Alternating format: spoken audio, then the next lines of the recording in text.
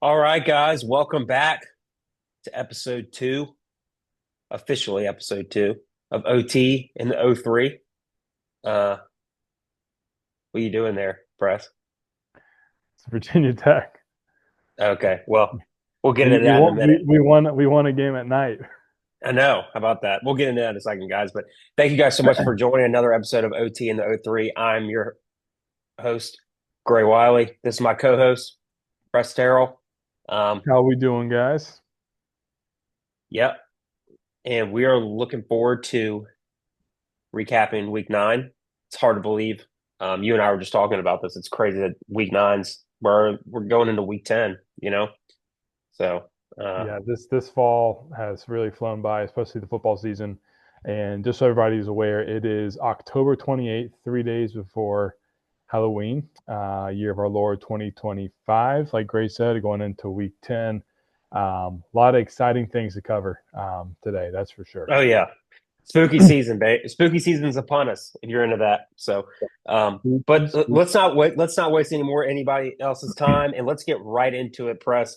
You can hand it off. I know your Hokies had a big night win, overtime win, versus the Cal Bears. What'd you think about the game? Man, I tell you what, for a fan base that's been itching for just a tough fought win, maybe at night, maybe in the cold, under the lights, half decent crowd, not a sellout crowd. I mean, why would it be sellout? You got an interim coach, you're 2-5, but I heard 53,000 showed up, so I'll take that. I think that was the lowest number in maybe 30 years, but that's okay. We had 53,000 there at the game, loud and proud. The students took their shirts off. The home side stayed for the full game. It was just a great overall, ugly, but overall good win for the Hokies. I was surprised. I think you were surprised of the outcome. I know we were favors, but yeah, Philip Montgomery is 3-2 now after the 0-3 start by Brent Pry, and he's got the team playing together. I still don't think we're a good team, but we're playing together, and we fell on some strengths. I think the running game really came out and helped us a bunch. Cal's defense isn't the best, but the running game with Marcellus Hawkins, Kyron Drones, a little bit of bowling ball, Terrion Stewart in there. We did a great job of executing the plays when we needed to, and ultimately, that's really all you can ask for. One of the worst roughing the passer calls, I think third and goal on the 11-yard line That that started a I trend for the rest of this college. We'll get into that, but yeah, yeah, yeah. One of the that was worst. I bad. mean, Ben Bell, bless his heart. I can't tell you how many roughing the passer calls he's had this year. He's a DN transferred from Texas State, I believe, or maybe Eastern Michigan. Ooh, Gray with a blue moonski. I don't drink, guys. It's non-alcoholic. Anyways, strip sack and landed on the quarterback, and they threw a flag, whatever. Cal, if you guys watched it, tied it up 27 apiece. We both the teams missed a field goal at the end of regulation to pretty much win it, and went to overtime and won a game. But yeah, happy with the performance. This may be the happiest you could be for a 3-5 squad. We host Louisville this Saturday at 3 o'clock. Might get ugly just because Louisville's defensive line, as Gray can tell you, it's pretty tough. We'll just They're say very that. disruptive. Let's put it that Yeah, way. They're they're very very and disruptive. they're big, they're physical, and they're disruptive. And yeah, no, but I kind of following off of your point, Press, is I think I was really impressed with honestly, I give a lot of credit to Philip Montgomery because going into the halftime and Cal scoring 20 unanswered, it was 20-10 at halftime. It almost looked like that team quit. Like it just, and it looked like things were starting to snowball. And it was like, we've seen this earlier in the season, right? And so I was like, almost, I think a lot of us thought like, okay, Cal's got this in the bag. Oh, for sure. Um, but those guys came out and they played their butts off in the second half. I mean, and there was no quit. Like you said, they made the plays when they need to make them. And I would say, I think the biggest thing I take away from the game is one, this team plays a lot harder under Philip Montgomery. They do. They just do. Well, I'm not trying leaps to and bounds harder. get on Brent Bry at all. I don't know him. He seems like a nice guy, but these guys just play harder. That's number one. Number two is if Virginia Tech has a chance at winning any of the rest of their games, they have proven to themselves a formula that gives them a chance. And what I mean by that is run the damn ball and stop Yes. the damn run. Yeah. And if they can do that, they Yeah. can compete and be able to keep themselves in games to have a chance to win. Because that's their formula, right? And they stayed. And I mean, I don't know. I mean, you and I were talking about this over the weekend, but they ran the same play like maybe 10 or 11 times in a row. It was a In a read row. option with Kyron Drones and Hawkins or whoever else is back there. And Yeah. I mean, Cal had no answer for it, no answer. Yeah. And they didn't deviate from it. They didn't try to get cute with it. They And, literally, and we still have one of the worst lines on a PFF grade standpoint. right. Um, so it's the misdirection. It's the smoke and mirrors. It's the read option. When you can run that read option well, whatever reason, it still works in college football today. And they just had it rolling.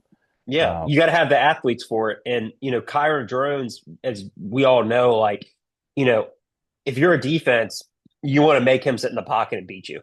That's kind of, your goal, right? And what they weren't able to do is they weren't able to get to that point because they just ran it. I yeah, mean, what is it, 357 they rushed for against Cal's 357. defense? Yeah, and I I'll mean, say this: looking at the rest of the schedule last week, if you were to tell me Virginia Tech's going to run for 350 plus and beat Cal, then I don't know if I'd believe you. I mean, I may say possibly. I mean, we rushed pretty well against NC State, but that at least, like Gray just said, it gives us hope for other games if we can stick to the run game. Because right now, prior to last weekend, I was thinking, Louisville's a loss, Florida State's a toss up, Miami's a loss, UVA's a loss, right? So now I'm looking at it, thinking to myself, and I think a lot of Tech fans are thinking this too. If we can get the run game going against Louisville, probably not going to beat them, but we may be able to keep it tight. I think it's a 10-point spread.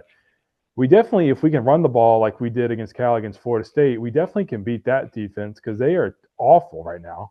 yeah, Miami, I think you can forget about it. And then UVA, obviously, absolutely, we can beat the Cavs if we run the ball like that. So you to can me, you can pretty much beat anybody if you run the ball like that. yeah, but It's hard. but the problem is consistency with Virginia Tech. Exactly. We Yeah. played a lackluster ODU defense and couldn't run the ball. They hitting a golf ball through a piece of notepad paper. We just couldn't even do it. I mean, That's a new one. it was terrible. Take a one piece of paper, you know, 3 by 4 foot wide, hang it up in your backyard and hit a golf ball and see how fast it'll get through it and how easy it will do. That's what the ODU defense did to us.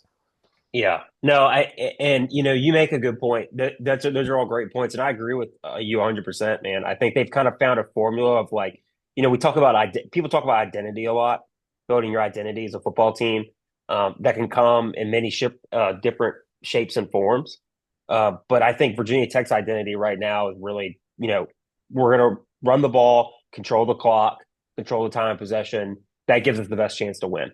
And I Yeah. think they've kind of found something, especially over this last game. So time will tell if they stick to it. But let's see. I wonder what they got against Louisville. I've watched Louisville versus Boston College. That game, they screwed around with that game. If Boston College wasn't awful, they Yeah. would have beat them. They would have beat Louisville. I'm just telling you right now. Like if they weren't atrocious, they would have beat them. Well, Louisville's kryptonite is playing, just like Georgia Tech and some of these other schools, playing unranked teams. Whatever reason, they don't get up for them. They always slip up somewhere. I think Jeff Brom, I think he's undefeated against top 5 opponents right now. Some I don't know. crazy stat. I don't know Yeah, if he's like four and guys, one or stat check five us. or 5-0, but someone looked that up. Yeah, Jeff Brom against top 5 opponents. Anyways, I think we have a shot against Louisville. I don't think we're going to win, but I think we can keep it within 14 points. But we'll see. What time is the game? 3 o'clock on the CW network, I believe. CW. Have fun with those commentators. Uh, I'm just telling you, they're awful. I'm no sorry, CW. Like if any of y'all listen to this, I'm sorry, but I'm not sorry. You guys need to do something with those commentators. They're just bad. So, all so right. Well, let's switch gears to the I'm going to call it Lane Stadium North because that's what we've been calling it the last few years. ha ha But ha. Well, yeah. Keep it going. We'll see. Um, hey, I may yeah. be going to that game. Actually, I'll be in town for Thanksgiving, so oh, got it. I may Yeah. take a little hour ride up there to Whoville. The Whoville. See the Who's in Whoville. See the Who's cry boo hoo right before Christmas, baby. Yeah. Woo! Hey, you can put that on Hey, your wish you list. It know doesn't who I mean talked? Santa's going to give it to you. Hey, I talked to Biggs today, and he was all pumped up. He was like, "Man, we're gonna kick their ass." See that first of all, he can keep thinking that. All I have to say is, Oh my gosh! and what I'm going to start the UVA UNC recap of 7-1. That's all. Tell him, 7-1. tell him. So So I don't. brag, Hold on. brag while you can. Do it while you can, baby. No, I'm not bragging. Listen, I'm not saying you guys are going to finish 7-5. I'm just saying, like, first of all, when was the last that's time not going to UVA? happen. When was the last time UVA was 7-1? 18 years ago. Yeah. So let the Hokie fans hear it, baby. Let No, us hear I'm it. not even. You know what? I'm not even going to go there. But listen. I got a lot to get off my chest tonight, and I'm glad we're doing this podcast because I've got a bone Dude, to pick, I and can't we'll wait get. for that game, but you picked that bone. So for any of you guys that didn't watch it, Mister's coming today. Precious cat. Anyway, but Mister, say hi, say bye. what's up, bud? Um, First of all, well, I'm going to go a couple of different routes here, so people will just bear with me. UVA won another close game again in overtime. They won over 3 overtime games this year. Um, they won 17-16. And before we get into this, I can't take this anymore. And I think I speak for a lot of UVA fans.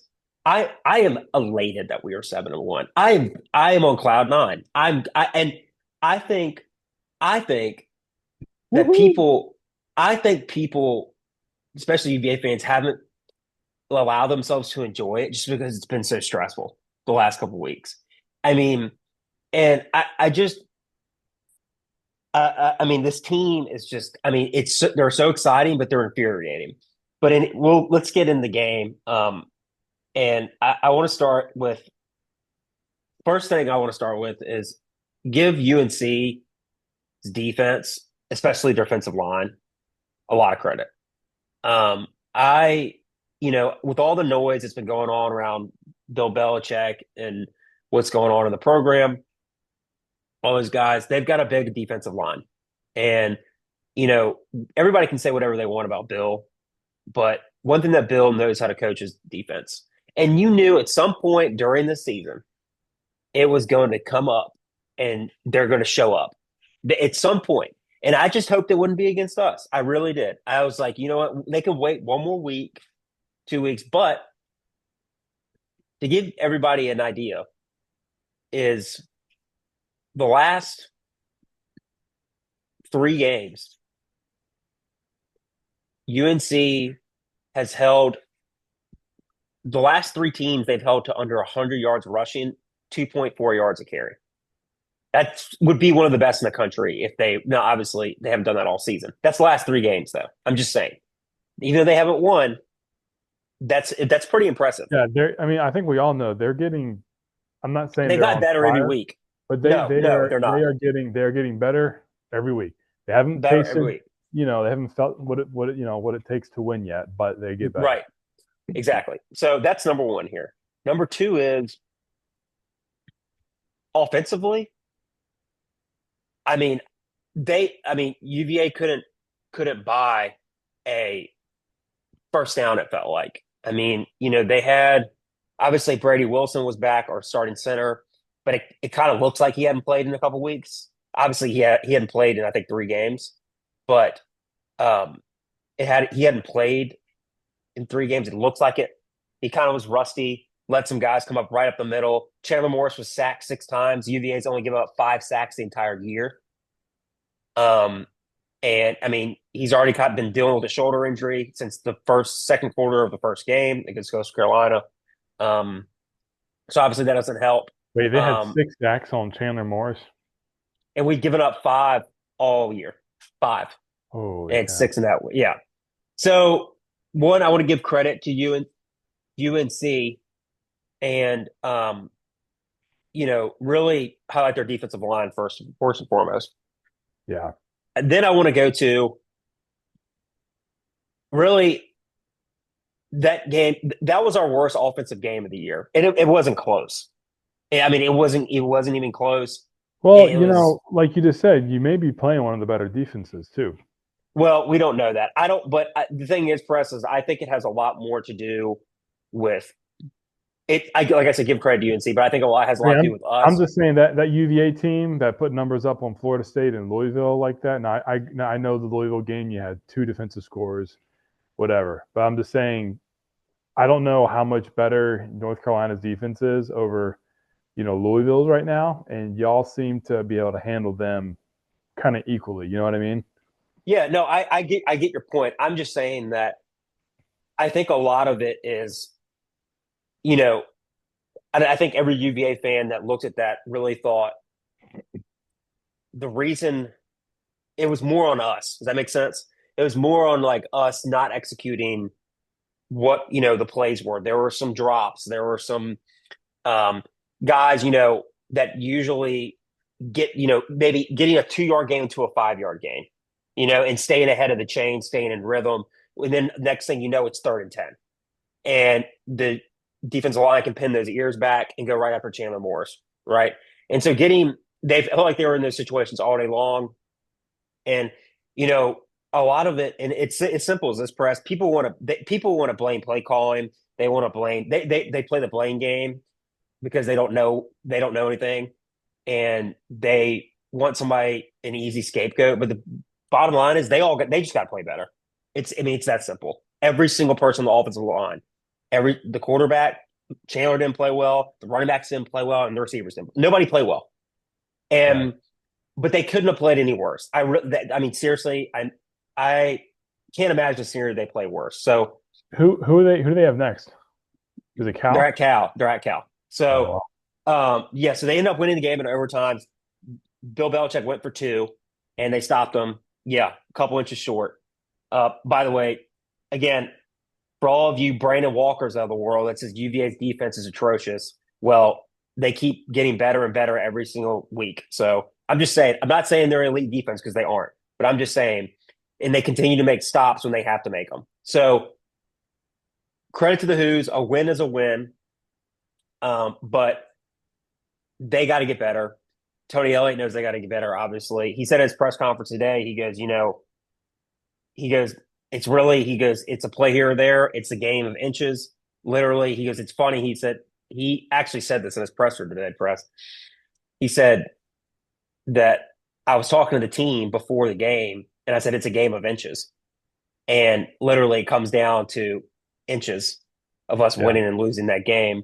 But he was really going over how, they got to get back to just doing what they do best, right? Not trying to overthink things, not trying to try to, take the big play every single time, get back in rhythm, get back with running the ball, let things go off of that from a schematic standpoint. And I think the one thing that gives me a lot of hope, Press, obviously time will tell. We'll see this on Saturday, but they don't have an underclassman that started on their offense. And the reason I bring that up is all those guys they're veterans, they're seniors, they're grad transfers.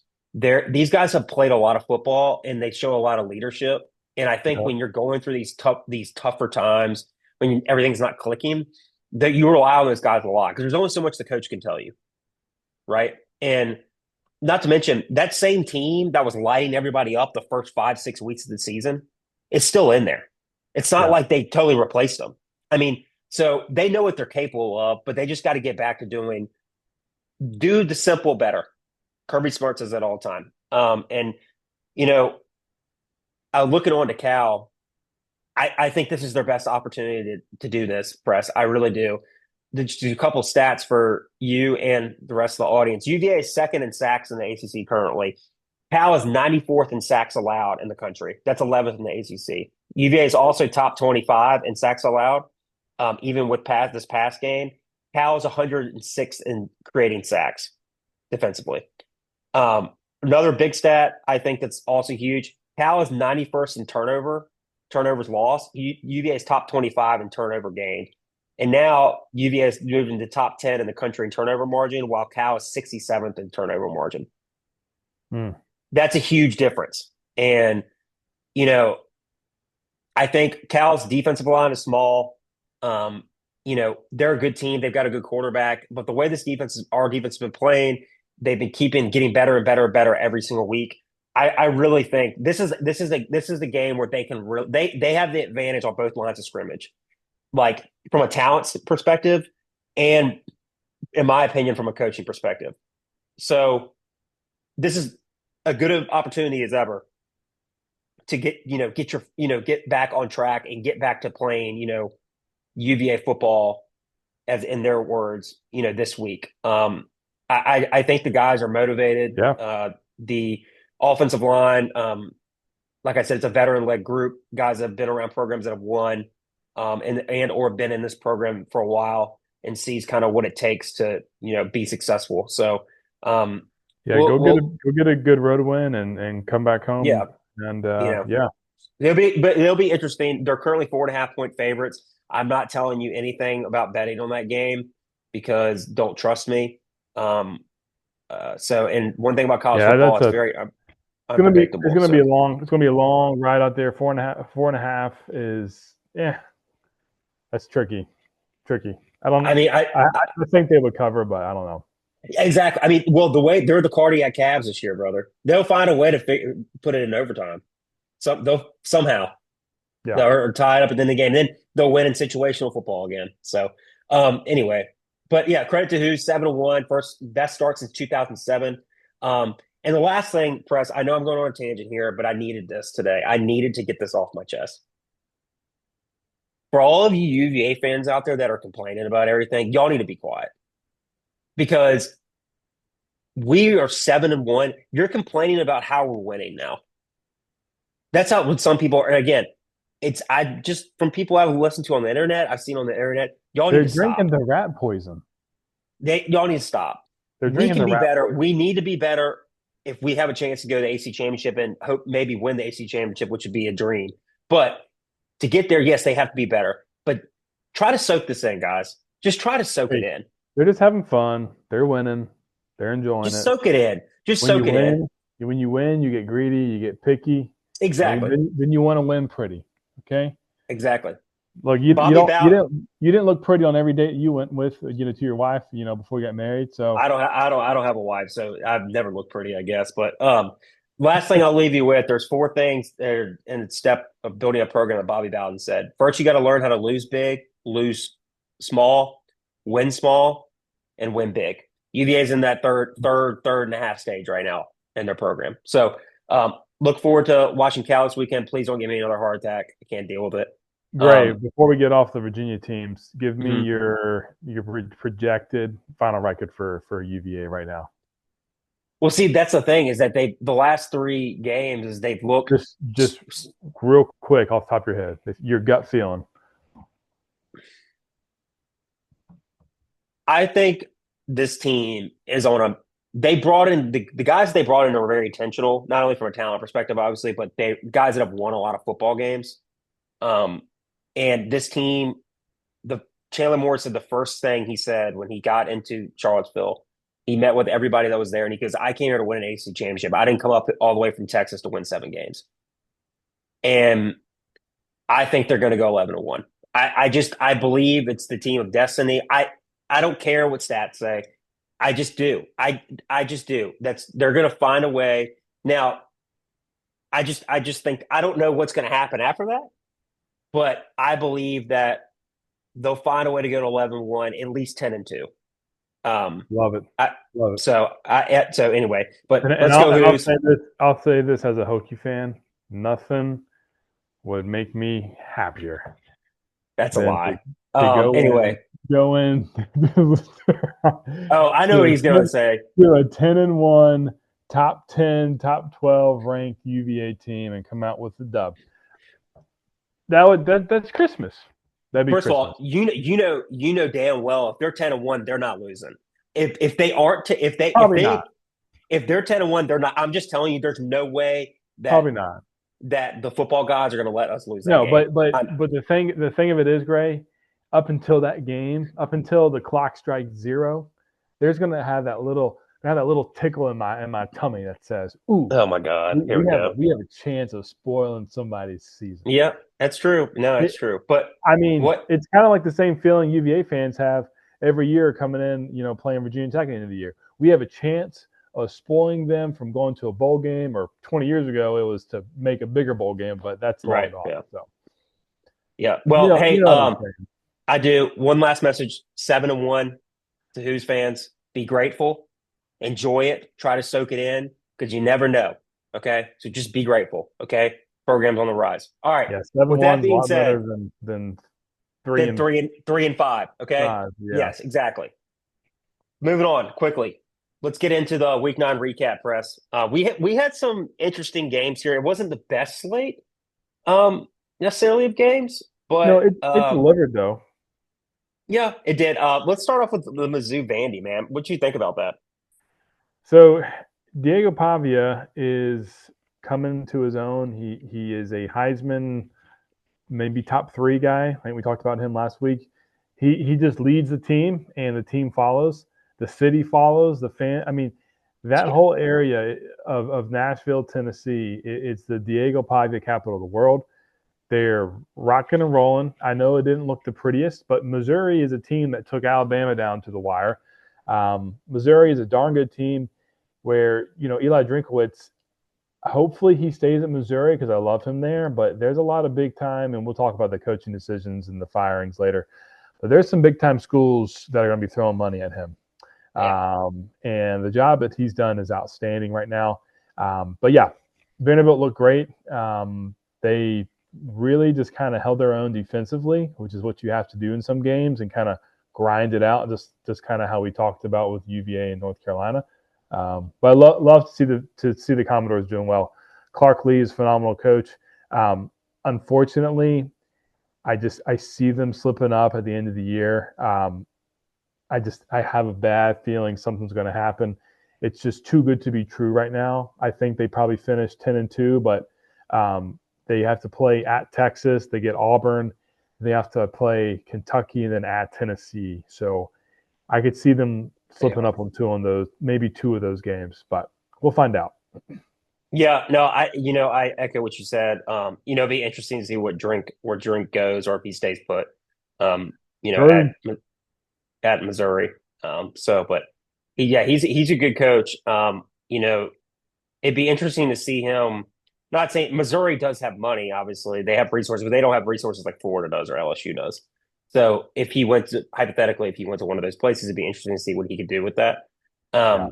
But to your point, man, I was really impressed with, and I'm not trying to compare UVA to Vandy because they're very different teams, but they're very like from a character standpoint, they're very similar. They kind of have a chip on their shoulder and they play like it a little. And with Vandy, it stems directly from Diego Pavia. That man, he's just refuses to be denied, and he is a warrior.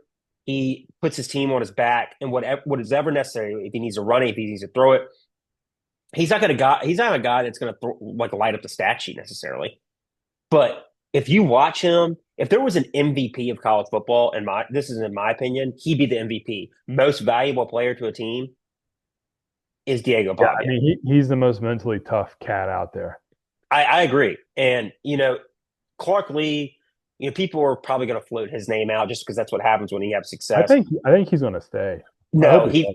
I think he lives and breathes Vanderbilt. He went there. I mean, I think that I don't think he's going to leave. Vanderbilt also now has a lot of funding as well that they didn't have Yeah. previously. Yep. So hence that's what's allowing them to make this turnaround. Well, part of the reason, but Yeah, I definitely think he's going to stay. But yeah, shout out to Vandy, gutsy win. Um, I feel really bad for Bo Prabula, the quarterback for Missouri. Looks like he's going to be out for the year with that leg injury. Yeah. So that's we wish speedy recovery to him. But yeah, great win for the Commodores. And they Yeah. they control their own destiny. So They sure do. And they got a tough road ahead, but crazier things have happened. yeah, for sure. Let's continue on to the SEC. Ole Miss and Oklahoma, another maybe call it a shootout. But Lane Kiffin seemed to think that if you looked at his post game press conference, they had it in the bag the whole time. Talking smack to the D lineman in Oklahoma after the game as well. You They know, started it though. they They did. started it. They did. I And could so. honestly, I looked at this game last week and I'm like, Oklahoma favorite. There is no way. There is no way on God's green earth how you can look at the two teams and say that Oklahoma is better, whether they're home or away.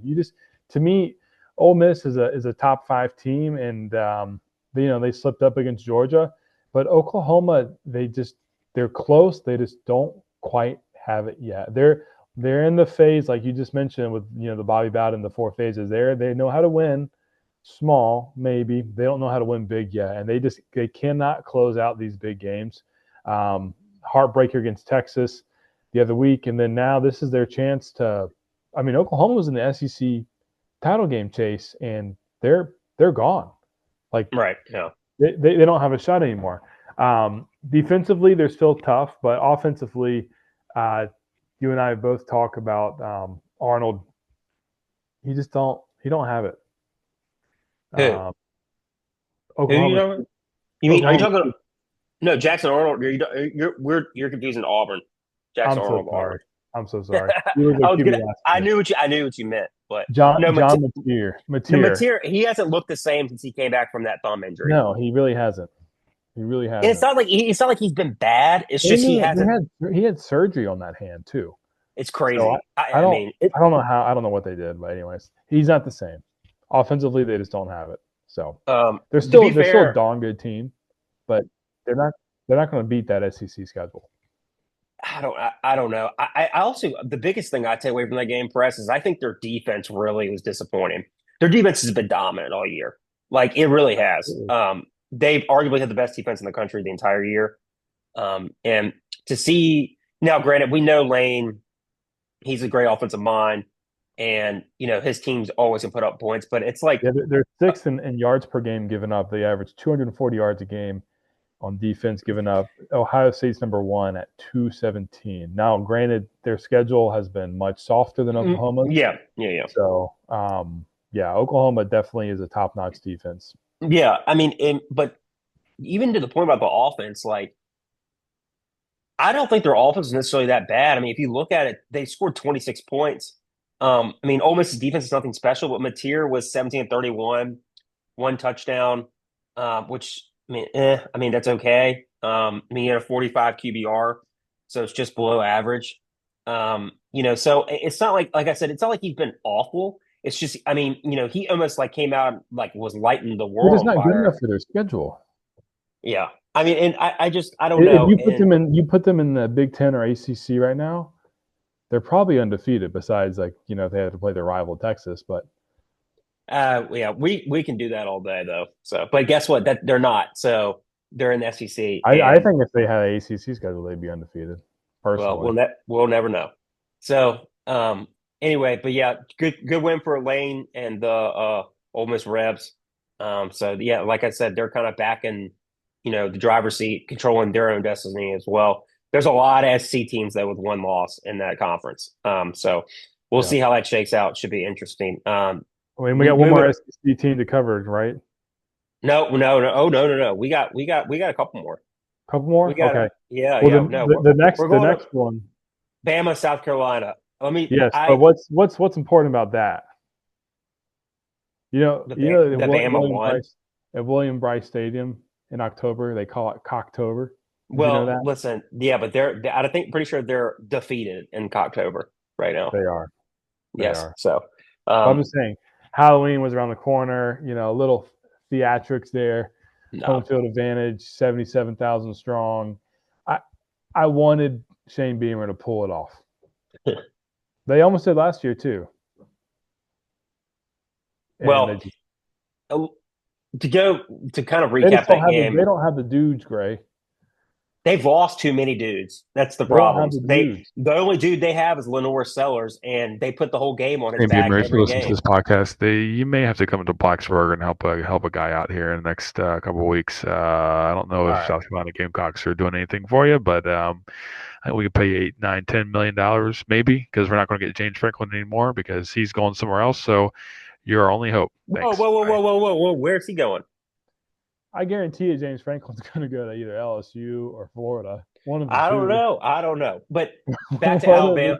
the, Back to Alabama and Georgia. I mean, excuse me, Alabama and South Carolina. South Carolina, dude, they had that game. They were in total control of that game in the fourth quarter. they were up Um, by 8 I with know, and they had 8 well, minutes to yep, go. Did you exactly. see how fast Lenore Seller got to that pylon? He's a beast, dude. And He's a hey, Beamer, if you can bring Lenore Sellers to Blacksburg too, that would be awesome. all right. Keep wishing. Um, Maybe Santa will hear you. Um, but yeah, Hey, man. crazier things have happened. UVA 7-1, so Okay, here we go. So, but back to that game. Really, I if you're South Carolina, to me, this is like almost a nail in the coffin for the season. Um, Obviously they've been struggling already, but to get this close and then have the lose the way they did, a little worse fumbling the ball or driving down the field late in the I just don't see. And I mean, they have a pretty tough remaining schedule. I mean, the easiest game they have is Clemson.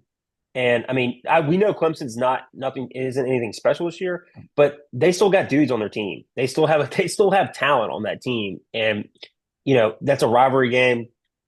Who's what's going to happen? And so I just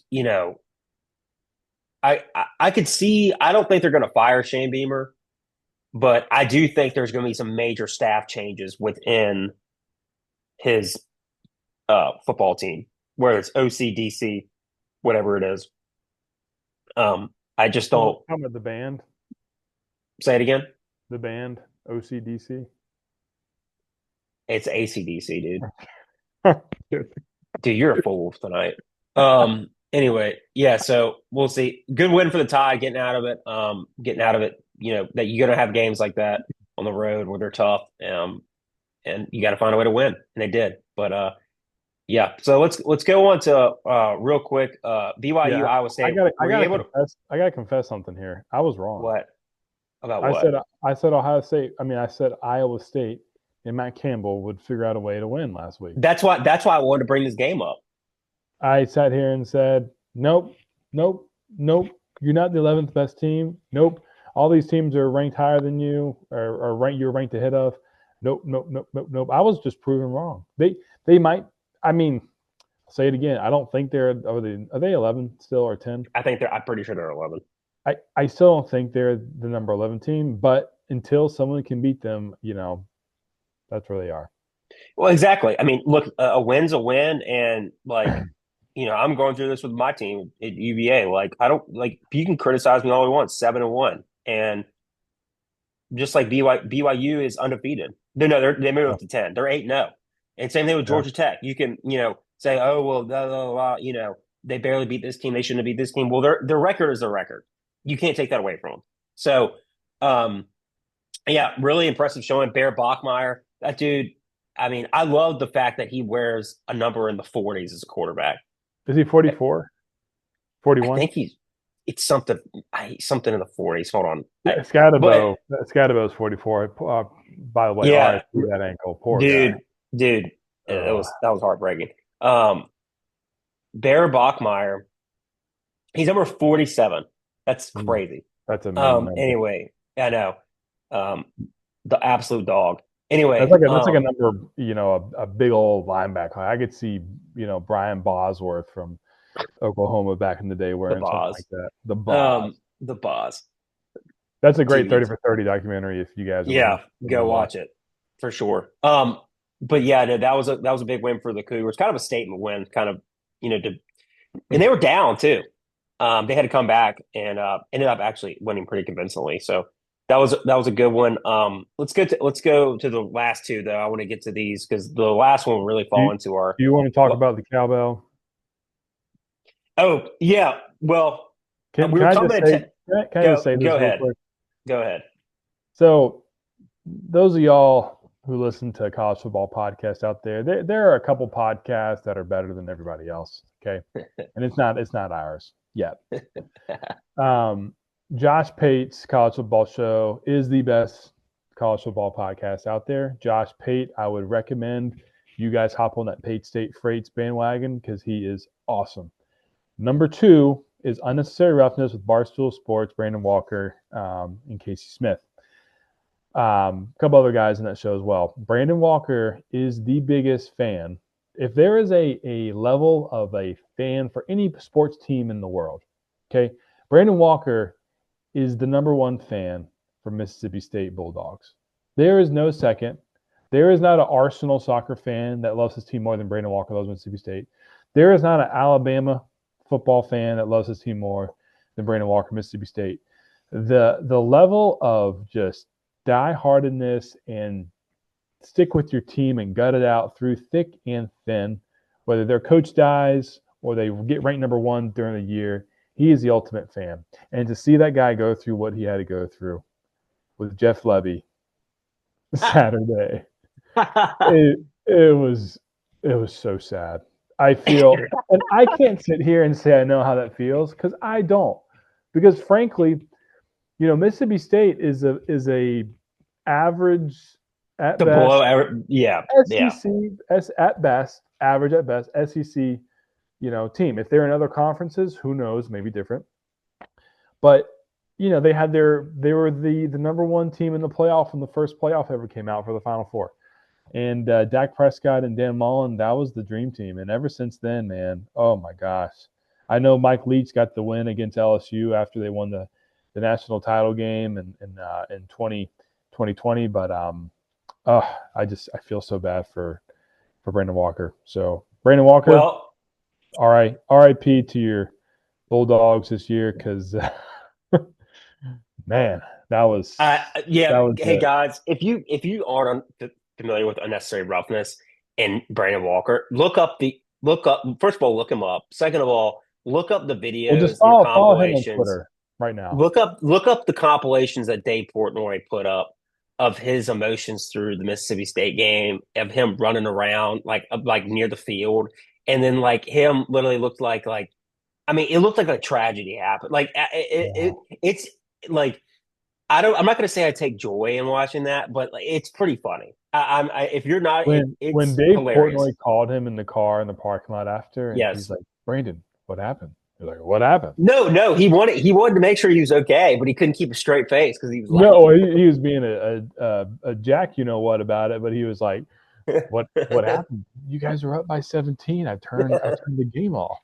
And It's he goes, great. Brandon goes, I don't deserve this.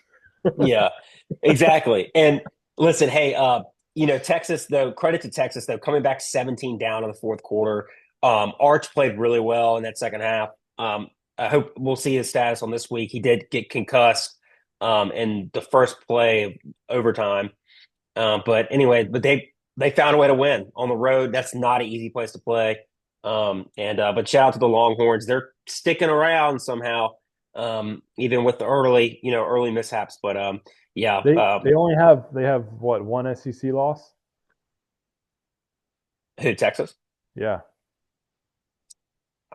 I believe they have more than that because they have no. You're right because They they're lost to yeah they Ohio do. They're State. 3-1. They're 3-1 in the SEC. You're right. Yeah, so they're Yeah. 6-2. So they might need a little help, but they've still got a shot to make it in the playoff for sure. And hell, the SEC They championship for have a that shot matter. to win But the SEC. You win the yeah, SEC, you exactly. win, baby. Yeah. Yeah. So we'll see how that goes out. But last but not least, which will lead into our I'll next just say this. conversation, Texas is ranked, what, 20th, 22nd? they're 20th. Yeah. Okay. Take the receipts, guys, but this is the best at this stage of the season. This is the best ranked 20th team that has ever been alive. Oh, for sure. Well, from a talent perspective, no doubt. This is I the mean, best they're number yeah, 20 team ever. yeah. But guess what? You are what your record is. So, That's right. um, so last but not least, before we go into a little Week 10 outlook, we're going to go over the Texas A&M LSU, and really, there's not much to get into in this game other than the fact that Texas A&M absolutely obliterated them in the second If half. I knew how to play the violin, I would right now. Just a sad, sultry. Yes, Marcel Reed is officially entered the Heisman conversation if he wasn't in already. But which that is led to, which is the AC world. Concepcion, baby. He's good. He's good. He's a bad dude. But that has led to the Brian Kelly firing. And Press, what are your thoughts on that? Well, LSU, Brian Kelly. we said it Excuse was me. coming. Yeah. We said it was coming. We knew it was coming. You look at the past coaches at LSU: Nick Saban, Les Miles, and Ed Orgeron. Even though you win 9, 10 games, doesn't mean your job's safe.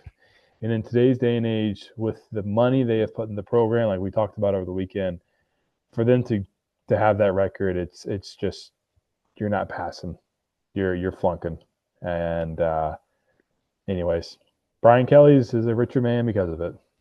Yeah, I agree with everything you said. The interesting stat to bring up about those previous three coaches that you brought up about Les Miles and Orgeron and Nick Saban, they had all won a national championship by the end of their fourth year in the program. So their records actually look fairly similar to Brian Kelly, but you go to LSU to be 10-3 or 9-3 or whatever it is, 8-4. And I'll That's say not. I mean, this to me, Gray, the writing was on the wall last year when Freeman led Notre Dame to a national title. yeah, well, good national title game. Yeah, So excuse me. yeah, Whoop yeah. on the brakes. Yeah. But Brian, it never felt like it was the right fit. Him faking a Southern accent, doing all those corny videos with recruits, where those recruits come in and he's trying to act like he knows what's going on, and he doesn't. As far as like, he's just wasn't a right fit. I mean, he's a guy from, he's a good football coach. He knows how to win football games. It was just never going to work out. It never felt like it was Great. going to work out. He's one of the best 10-2, 9-3 football coaches of all time. Yeah, I mean, and listen, that will get you paid, and it'll also get you job security at probably 90% of the other programs, but not at LSU. So, yep, we hopefully he gets another job here in the future. We'll be curious to see what happens. But yep, now the LSU Tigers are looking for their next head coach. So good luck to whoever else gets that job because it's not easy and it's demanding. But Probably going to be James Franklin, I'm thinking. I don't know. I look for the guy Tulane, dude. Fit's a huge part with LSU, and him being able to is coaching. He's already coaching in the state of Louisiana, but being able to recruit in the state of Louisiana, he already has roots there. From that standpoint, I think obviously he hasn't coached at a Power Four level, but from a recruiting standpoint, and because part of the thing about LSU is like it might be just me, but I feel like other people have said this as well. Nobody liked him down there. Like I feel like the No. fans tolerated him, but nobody liked him as like they just were like this guy. Like I think let's just be honest. they liked him at first, and then when you had a Heisman Trophy winner and you couldn't put a defense together, if you could that Jalen Daniels year, they would have won a national title. And Yeah, I mean I think Jaden. after I that mean, yeah, they just saw it and they just gave up. exactly. And But it is the absolute best atmosphere in sports history. There is not a better atmosphere at night, than yeah, Death Valley Tiger Stadium at night yeah. on a Well, Louisiana Saturday night. And up until this past Saturday, they had only had one loss in Brian Kelly's tenure at night. it's crazy. That second loss And, cost him his job. it's wild. Oh yeah. So I know that was a short segment, guys, but that kind of wraps up week 9. Wasn't a ton of crazy slate, but definitely some entertaining games and obviously some entertaining outcomes. So we're now on to week 10, which is crazy. Press, what you got? What games you got circled for this week, man? Oh man, looking forward to it. It's going to be kind of a sleepy week, but I think Yeah. in some of the sleepy weeks, we see some upsets. Unfortunately, I would love to have Penn State up there, top 5 matchup versus Ohio State. I mean, that was like a look ahead 20 game. point underdog. Who would have predicted Yeah, that at the beginning of the year? yeah, that's just sad, sad. We talked about Vanderbilt, how their finishing, schedule is tough. 102,000 Longhorn fans, they're going to have something to say about Diego Pavia and Vanderbilt. I would not be surprised. Texas is favorite. If this is what gets the ball rolling for Texas, on a talent level, Texas is better. Yeah. This year, Clark Lee, probably one of the best coaches in the country. But there are some games in college football, not all, but some games where um, the coach can't help you. And if Texas can play up to their potential, if they can play like they did against Oklahoma, they're going to beat Vanderbilt at home. Miami has another sneaky game at SMU. Oh man, I I was going don't, to I say don't, that. I don't think SMU has it, this year, but it's Right. just Miami's got too many of these sleeper, teams where they just come in, they don't show up. Um, we'll see, we'll see. Well, I think Yeah. their second time out of the state of Florida too this year. So Yeah, um, that's gonna be an interesting one. I want to speak on that game a little bit later. But I think the best game of the day, in my opinion, is at 7:30, which will be Oklahoma and Tennessee. It's at Tennessee. yep, Tennessee 3.5 point favorite, but I don't know what to make of Tennessee. I know they're ranked 14. Obviously, they have talent. They have a solid team, no doubt about it. But the people that they have beaten compared to, I mean, they have two losses against good teams, against Georgia and Alabama, obviously, which are 4-5 right now in the country. But their four games that they've won against Power Four opponents, their teams are combined 1-17 in their conferences. 1-17. Again, they can't control who's on their schedule, but I think this is going to show like how for real Tennessee is. Like, this is a game I are wouldn't they are touch. they are they a playoff contender? Correct. And I think we're going to find out this game. So that's going to be an interesting game to watch. I think a sneaky one to watch too, from an ACC perspective, is Georgia Tech has to go to NC State at night at 7:30. NC State has been the weirdest team this year out of the ACC, in my opinion, that I've watched. They have looked some games like they're a top tier ACC team, and they've looked at some games like they're atrocious. And Yeah, and this is the this is a low key understanding here, but NC State, the atmosphere. I went to the NC State Virginia Tech game this year. The atmosphere is pretty good. They got some really good fans, and it's just loud. The lights are going. The Wolf Pack is howling. It is cool. It is cool. right. Great atmosphere. Hard to win in. Well, and to go off of that too, the one thing that NC That's State can UVA. do, yeah, exactly. People talking about that we could almost be, have two or three more losses on our schedule. Well, we can almost be 8-0 if it wasn't. If we were one play away from being 8-0 too. So if That's y'all want to true. play that game, we can do that. So, but I wanted to say this about NC State though. The one thing that NC State can do, they can score. Other than Virginia Tech playing against Virginia Tech, and credit to Virginia Tech for that, they've been able to score points on everybody. I mean, I think Notre Dame, they ended up no one. Oh, no, excuse me. Other than Notre Dame and really Virginia Tech, Notre Dame they only scored 7. Notre Dame was a great defense. Credit to them, but they put up, let's see, 24, 35, 34, 33, 21, 56, 7, 34. So they have a pretty good offense. They can score. Hollywood Smothers. I'm just going to be interested if they get out to an early lead. Let's say they get up like 14-3 or something, and or 10-0. Georgia Tech's team is very good, but they're not built to come from behind. They're a very good running team, and they want to beat you up front, physicality at the line of scrimmage. They're one of those teams that when they get a lead, they're very hard to beat because they can control the game so well, because they can run it so effectively. But if NC State gets up, it's going to be interesting to see how Haynes King and that offense does through the air. He's had some good numbers through the air. I just don't. I haven't seen enough to be like, oh, this guy can literally beat you standing in the pocket all day long.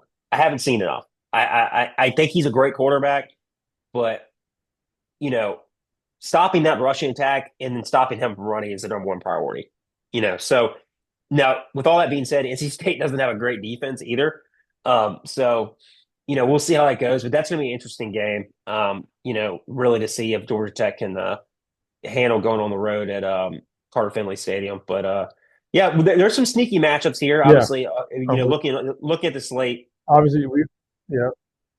it's not overwhelming with quote unquote great games, but I'm sure college football is delivered every single weekend. Like no matter what the games are, it has delivered this year. That's one thing you cannot deny. And so I'm looking forward to that. I guarantee it'll be the same case this weekend. But yeah, and we also got Georgia and Florida, one of the South's biggest yeah, rivalries. Obviously there's no home field advantage there. They play in Jacksonville every year now, so I would like to see Florida win this game, just for pride. But I don't know. I just think Georgia's too good. Moving through the schedule. Obviously, we talked about Virginia and Cal. I think South Carolina and Ole Miss. I think they may get pretty ugly for the Gamecocks. We just talked about Oklahoma and Tennessee. I think Matt Rule hosting a night game with Southern Cal. Lincoln Riley coming in. Lincoln Riley's got his team playing well. This may be. I'm not saying Matt Rule's job is in jeopardy, but in terms of like expectations, Gray, Matt Rule projected by a lot of guys to go 10-2, 9-3 this year, which they still could, by the way. They still could. That out, so I just think this Southern California team may kind of hurt them a little bit. I think it's going to hurt their will. I don't think Nebraska is going to win that game. But we'll see. And game day is Cincinnati at Utah, which weird matchup, but we got two top 25 teams there over in Utah. So yeah. Should be good with Brendan Swordsby, man. He's a dog for Cincinnati, their quarterback. So yeah. So that's kind of the Week 10 outlook, guys. So like I said, they'll deliver one way or the other. College football games will. So be on the lookout for some sneaky upsets this week. I have a feeling. But with that being said, let's go into best bets before we get into a little Heisman update. Perhaps who are you looking for from a betting standpoint this weekend to kind of keep an eye on? Okay, so when I look at these games, I like to think about who's a bad team, maybe, or a really, really good team where the spread is currently in your favor or not in your favor, obviously. I look at a team in Tallahassee that is a 9.5 point favorite against a Wake Forest team that has more wins to me than what's shown on their record. Wait. Hold on a minute. Hold on. Wait, are you? Wow. Okay. I'm sorry. I had to digest. Florida State's a 9.5 point favor against Wake Forest. Can you believe that? No, I can't. With the way, anyway, go ahead. That's crazy. Go ahead. So Florida State's laying 9.5. I think Wake Forest covers that, maybe wins that. I don't think unless Vegas knows something that I don't. I mean, you look at Wake Forest, they lost to Georgia Tech because of the bad call. They lost to NC State. A lot of decent teams lost to NC State this year. And Florida State is not good, man. Yeah. Florida State is good. This is an interesting game Florida State hasn't won an ACC game all year. How are they favored? This is an interesting game. And I think what Vegas is thinking is that Florida State, again, people can go look this up if they want to argue with me, but this is a fact. Florida State is one of the most talented teams. Stanford. Yes, they are. But with that being said, the talent they have accumulated on their roster from a recruiting perspective is pretty impressive. So they're thinking, I think, from what I would guess, is that Vegas is like, if Florida State plays the way they can play, they could handle them pretty easily. But there's two sides of that coin. Wake Forest, on the other hand, is, way below. They're probably the bottom tier of the ACC in talent. But their coach, who came from Washington State, who is a very underrated coach, by the way, Jake Dickert, and they're way better, they're way more of a better coach football team than Florida State is right now. He's probably one of the best quarterback coaches right now. I mean, you look at John Mateer, you look at Cam Ward, Heisman winner Exactly. last year. I mean, he knows how to coach a quarterback. Right, exactly. But so, and I just think that, this is a game where it's like, if Florida State shows up and plays, which they haven't really since, I mean, the best game they played other than Alabama is against UVA. Really, that's the best game they played. So other, it's going to be interesting to see if Wake Forest can, as long as Florida State doesn't get out, come out with their hair on fire and they're get up. I mean, if they get up 14-0 or something like that, I think they blow them out. But I don't think that's going to happen with the way Florida State's been playing. It's going to be interesting to see. They had a bye week as well. It's going to be interesting to see how they respond off of that bye week. So that'll be an interesting one for us. I want to go again. If you guys watched the first episode of OT and the A3, you guys know I already made a proclamation. Don't take betting advice from me. I don't bet, and usually I'm wrong. But if I had to bet, hypothetically, I'm going to be bold here, Press. I'm going to go SMU and Miami. You gonna pick the upset? I picked an upset. I think SMU makes the ACC race crazier than it already is. Miami comes out. I just don't trust Miami, man. I get they're talented as hell. They have probably one of the top 5, the top 7 rosters in the country from combined with transfer portal and high school recruiting, but as far as just pure talent. And I don't trust them, man. I don't if the one thing about SMU is too, they've got a good quarterback. He's very experienced. Yeah. And they've got guys that can absolutely fly. They're fast. They've got a fast team. They Yeah, and lost a weird it's a game true versus road SMU. game. Versus Wake last week. People were like it was 12-10. Like, you're gonna have games like that, to a certain extent. I'd love to see how they rebound like that offensively. They know they're gonna have to get up for this Miami team, right? And kind of one of the things UVA's dealing with the same way. Like when you get to, a ranked team, you're gonna get everybody's best, right? And it's Oh, yeah. important to, feel like, you match that level of energy. And so it's gonna be really interesting to see going noon kickoff at SMU. Yeah, that's gonna be an interesting game because I think that game's gonna be a lot closer than people realize, and I wouldn't be surprised if SMU pulls an upset. So if you think that somehow I am a betting genius, then go bet on that. But that's not saying that with a lot of confidence. So last but not least, man, let's get a little Heisman update, man. I think we have a new guy showing up to the party. But who do you got right now as your top 3? Well, my new guy showing up to the party is Julian Sayin, and Oh, he's consistent. He's consistently doing what he needs to do. Not super flashy numbers, but his QBR rating is number 1 in the country. So I'm right now. I'm going to still keep Ty Simpson. You know what?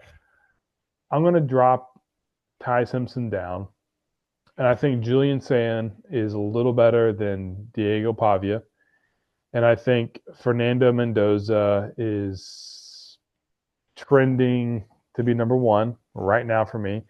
So I'm going to go Mendoza, Ty Simpson, and then Julian Sayin right now. I think Pavia didn't have a very explosive game last week, obviously, but I think he's top 4, top 5. okay. I see your logic there. Right now, I'm going to go with starting from. I'm gonna go like 3 and 3B or 3 and 3A. Excuse me. Mm-hmm. 3A. I'm gonna go Marcel Reed from Texas A&M. He's been just because of the gauntlet of schedule that Texas A&M's already played and how well he's played. Just overall throughout the year, he's thrown some picks here and there, but as far as like throwing and running the ball, he's been so good. And I feel like he gets better every week as well. Yeah. So I'm going to put him at 3A. I'm going to go um, to Ty Simpson. I'm putting Ty Simpson back at 3. I'm not saying that Diego Pavia is a better quarterback than Ty Simpson or Yeah. Fernando Mendoza, but when you're looking at the Heisman, at least the way I look at it, part of it's stats, but part of it I think is the most impact you have on the team. Sure. And to me, Diego Pavia's impact on Vanderbilt, not only as a team, but it's just a school. I think it's just so unmatched. And they continue to win, and because of that, I think that puts him just ahead of Ty because they expect Alabama to win. You know what I mean? That's what comes with Alabama. You're expected to win. He's playing really well. He didn't have a great game against South Carolina. Yeah. Um, and I think because of that, right now, that puts Diego just in front of him. Um, and like I said, but all of these names that we're talking about can flip. One can go to 4 in 1 week. That's how close it is, right? So I would put Mendoza at first. He's been the most consistent. Um, you could say Julian Sayin, obviously, has been really consistent with the QBR. But the only thing you would say, and again, it's not his fault, is that he hasn't played the teams that even Indiana has played, like playing Oregon. I know they played Texas first game of the year, but you know, Yeah. I I mean, mean, it's not like in all honesty, Mendoza's only played Oregon. exactly, exactly. Do what you want. I mean, I get both logics. Julian saying to me, like I would put him at 4 right now. Um, but I really think Marcel Reed and Diego Pavia are really starting to make a push for this, and it's going to be really interesting because it's anybody. It's a toss up. It's anybody's game. And like 1 through 5, or hell, maybe somebody that we're not even talking about could win the Heisman. Seriously, I mean that's how close it is. So, we will see. But yeah, guys, that's a little Heisman update for you after Week 9. We're going into Week 10 of the football season. Um, First of all, that kind of wraps it up for the second official episode of OT and the O3. We want to thank you guys so much for tuning in and listening. Please don't forget to hit that subscribe button so you guys don't miss out on any new episodes that drop every Tuesday night. Make sure you like and give us a comment what you think. Also, we will be having some special guests probably starting it later in November, early December. Stay tuned for who those will be. We don't want to give that out quite yet, but we are really appreciative for all you guys' support. And I'll hand it over to Press. Press, you got any Yeah, like closing Gray closing said, thoughts? yeah, check us out we're on YouTube right now, so it's OT in the O3 on YouTube. We're looking at obviously got to get the Twitter handle and Instagram set up here shortly, and then we will need to get the Spotify thing going too. So, but right now you can watch us on YouTube. We're not live yet, just because we're not very good yet, but we're getting there. So once we become, have a little more traction behind us, we may be able to throw these shows on live on Tuesday nights at 8 o'clock. Ultimately, it would be nice to cover another episode before Saturday. One early in the week, maybe one Thursday or Friday. But if we get some traction, you guys let us know what you think. Fact check us, comment, like, subscribe, and just tell us how you feel. If you think we're cool, we're cool. That's great. If we're not, tell us we suck. It's okay. My team's 3-5 right now, so I know how that feels. But thanks for all the support, and yeah, look forward to talking to you guys next week. And I'll let Gray have any closing remarks, get him off his chest. So I think Gray got a lot off the chest tonight, and he's happy about the UVA Cavaliers, the cardiac Cavs, as he calls them. They are. They are. I mean, they're historic for doing this. But anyway, yeah, echo everything Press said. This has been really fun for us to get started, and we hope you guys get as much enjoyment out of it and entertainment as we do. So anyway, we will see you guys next week, and hope you have a great rest of your week, and stay safe on that Halloween. He's doing a Virginia Tech symbol if you guys can't see it. Go So Hokies. and don't forget, go Hoos. Take care, guys.